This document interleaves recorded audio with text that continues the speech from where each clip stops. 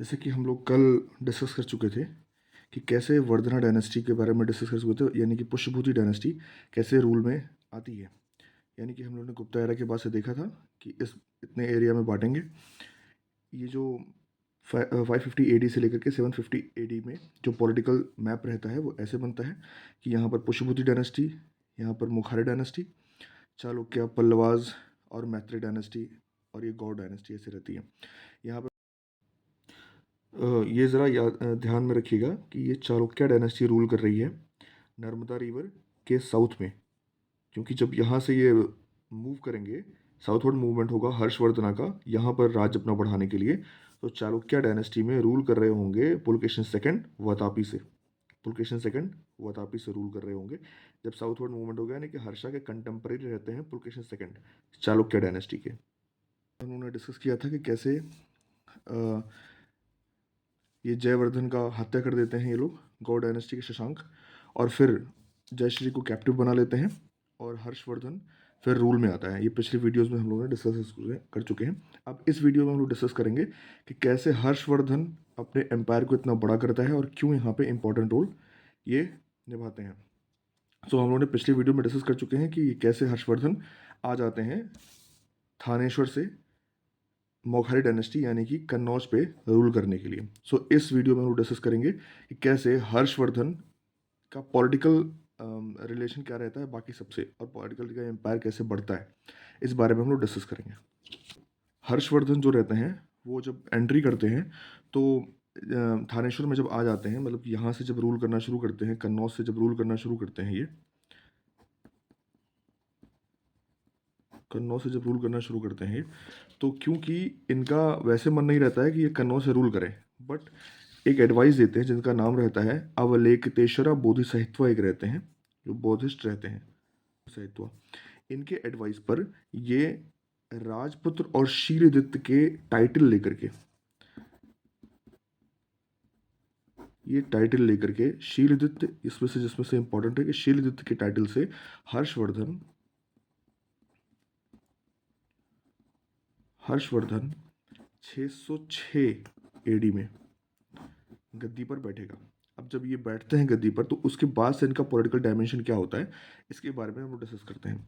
अब हर्षवर्धन आ चुके हैं कन्नौज में। अब यहाँ से क्या होता है कि सबसे बड़ा इनका दुश्मन, जो पिछली वीडियो में हमने देखा, सबसे बड़ा दुश्मन जो रहता है वो गौड़ डायनेस्टी का शशांक रहता है।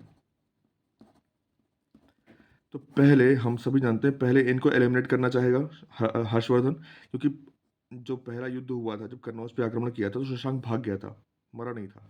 तो इसके लिए ये क्या करते हैं, यहाँ पर कामरूप एरिया रहता है, कामरूप राज्य रहता है। कामरूप यानी कि आज का ये आसाम है। यहाँ के रूलर से भी ये अपना अच्छा संबंध बनाते हैं, क्योंकि गॉड को एलिमिनेट करना रहता है, गॉड डायनेस्टी को एलिमिनेट करना रहता है। तो जब इनका पहला ईस्ट में हम लोग देखेंगे, जब पहला इनका ईस्ट पे अटैक होता है फर्स्ट अटैक में, तो शशांक जो रहता है वो मरता नहीं है, उनको मार नहीं पाते हैं ये, फिर भाग जाता है। फिर ये सेकेंड अटैक करते हैं, सेकेंड अटैक करते हैं तो इसमें जीत जाते हैं, लेकिन तब जब शशांक नहीं रहता है। तो हम ये कह सकते हैं कि शशांक को ये कभी हरा नहीं पाए, बट शशांक के मरने के बाद से वो एरिया, जो गॉड वाला एरिया रहता है, वो इनके अंडर में, कब्जे में आ जाती है यहाँ पर। और कामरूप से इनका अच्छा रिलेशन रहता है। इसके बाद हम लोग आते हैं वेस्ट में। वेस्ट में ये अटैक करते हैं, वेस्ट में अटैक करते हैं मैत्रिक डायनेस्टी पे, क्योंकि इन्हें राज बढ़ाना रहता है। मैत्रिक डायनेस्टी रूल कर रही होती है यहाँ पर, यानी कि गुजरात वाले एरिया में, गुजरात वाले एरिया में आक्रमण करते हैं। और वहाँ पे एक राजा रहता है जिसका नाम रहता है ध्रुवसेन, ध्रुवसेन सेकंड। इसको ये हरा देते हैं,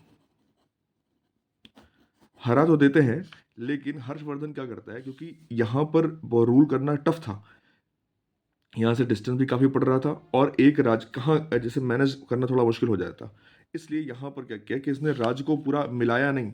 वहाँ जो ध्रुवसेन था उसको अपनी बेटी से शादी करा दी, मैट्रिमोनियल रिलेशन कर लिया इनसे, मैट्रिमोनियल रिलेशन इनसे कर लेता है हर्षवर्धन, और अपने बेटी की शादी कर देता है।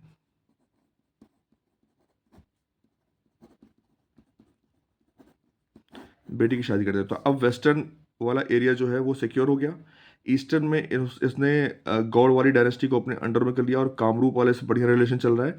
यानी कि अब आप देखिए कि ये पूरा एरिया ऐसे सही हो रहा है इसका, यानी कि नर्मदा से ऊपर वाला एरिया अब ये हर्षवर्धन के एरिया में अब आ गया।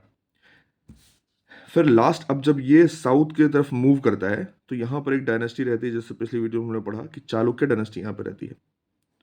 चालुक्य डायनेस्टी बहुत ही अच्छा, मतलब बहुत ही ताकतवर उस टाइम पे रहती है। तो ये जब साउथ में मूव करता है, साउथ में अटैक करता है ये हर्षवर्धन, तो यहाँ पर बनते हैं चालुक्य। चालुक्य के उस समय रूल कर रहा होता है पुलकेशन सेकंड। तो हर्षवर्धन का वॉर होता है किसके साथ में?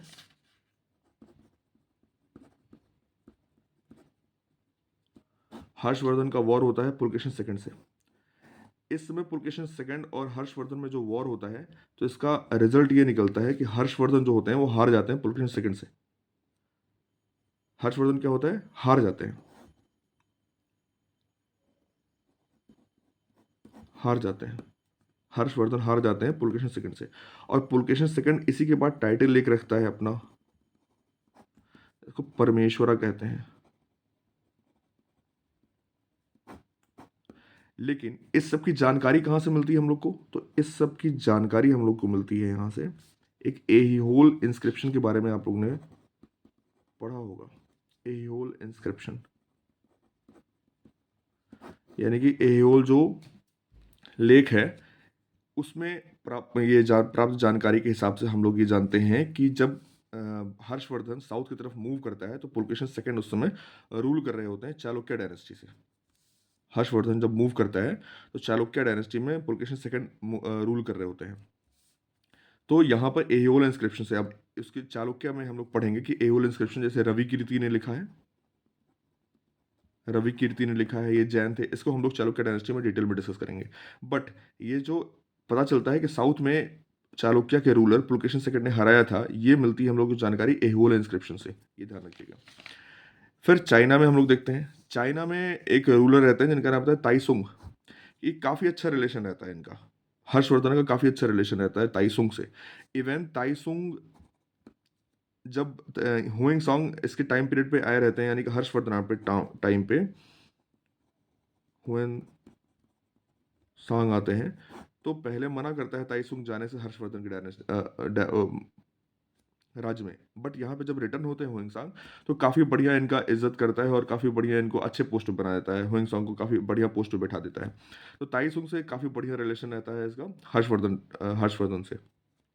इवन ये भी कहा जाता है कि इसके इसके समय पे जब हर्षवर्धन मर जाते हैं तो फिर से अपना एक राजदूत भेजता है ये, और भेजने के बाद जब पता करता है तो वहाँ पे हर्षवर्धन की जगह पे कोई दूसरा रूल कर रहा होता है। तो अटैक करके ये जो वहाँ के रूलर रहते हैं उनको वापस लेके चला जाता है अपने पास में, यानी कि चाइना लेके चला जाता है। ऐसा स्टोरी में, हिस्ट्री में सब बताया जाता है।